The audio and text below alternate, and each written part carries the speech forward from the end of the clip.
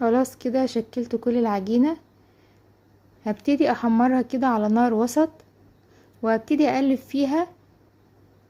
مش هقلب فيها غير لما العجينة احس ان هي خلاص اتحمرت. هطلعها كده اول مرحلة باللون ده، لما تاخد لون ذهبي بسيط خالص. انا مش عايزاها تتحمر في الاول، انا عايزاها تاخد لون ذهبي بسيط. اللون اللي انتوا شايفينه قدامكم ده هبتدي اطلعها من الزيت كده. اول مرحلة حمرتها في الزيت اخدت معايا اللون الذهبي ده. هي كده لسه هتاخد معانا تحميرة تانية. انا طفيت على الزيت لحد ما هدي شوية. هولع على الزيت تاني وهبتدي انزل بكمية الزلابية كلها تاني كده في الزيت، وهبتدي اقلب فيها كويس قوي عشان تاخد اللون الذهبي من